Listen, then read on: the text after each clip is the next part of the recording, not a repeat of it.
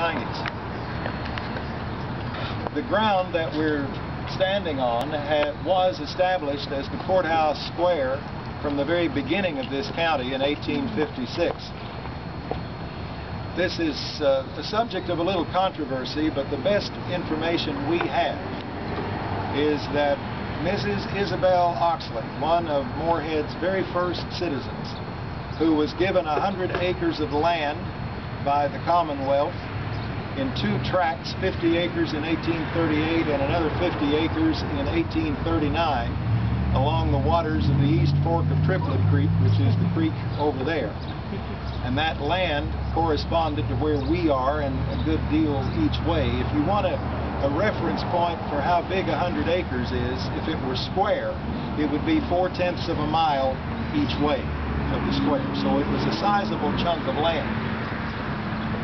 There's a little dispute as to whether Mrs. Oxley donated the ground or whether another family did that, but I think the evidence leans very heavily toward Mrs. Oxley's family's claim, because in January 1872, the General Assembly enacted a bill granting Mrs. Oxley $300 in appreciation for her donation of 5 acres of land to the county for the construction of its public buildings.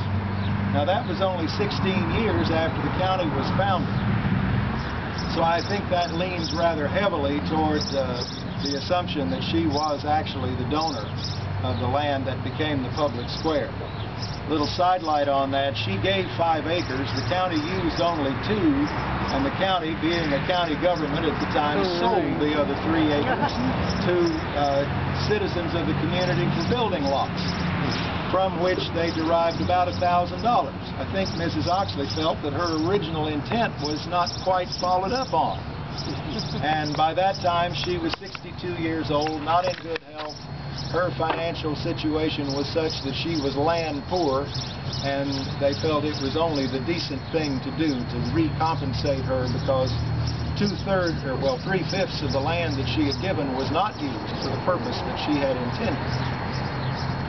Another local story says that Colonel John Hargis, who was the first lawyer in Moorhead in 1856, is the person who stepped off this square, establishing it as the seat of county government.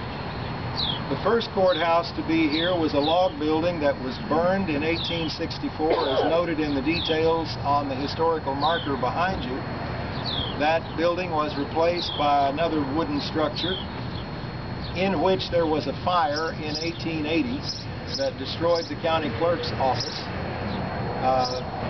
That damage was repaired. That building continued on until it was demolished to make room for this building in the late 1890s. The date plaque up on the tower says erected 1899. It was started about a year and a half before that.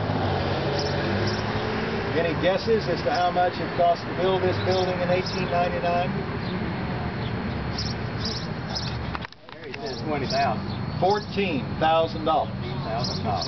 They allowed $1,000 for furniture. That furnished the courtroom with over 200 seats, the judge's bench, and all of the desks and chairs and counters for all of the county offices. It was a different time. So $14,000 then. The renovation and the restoration work that was done here a few years ago cost $2.5 million.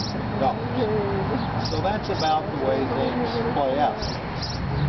When the building was under construction in the late 1890s, the county court appointed Judge William Young, who wasn't the judge yet, he was a local attorney, brother of Allie Young, son of Taylor Young, who were all prominent lawyers, and James Carey as commissioners to see that the building was put up according to all of the agreed upon conditions with the contractor.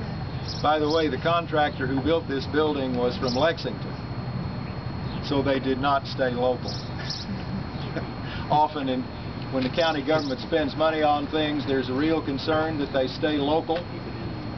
They don't always do that now, and they didn't do that then. The building and the grounds have been the scene of some very interesting incidents in county history. The grounds were the scene of the first shots of the Rowan County War in 1884, our famous feud that cost over 20 lives and took Morehead into national notoriety of a not-so-good kind.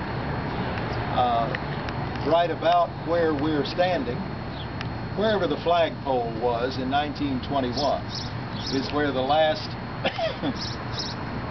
active member of the Tolliver family, who was part of that feuding in 1884 to 1887, was shot.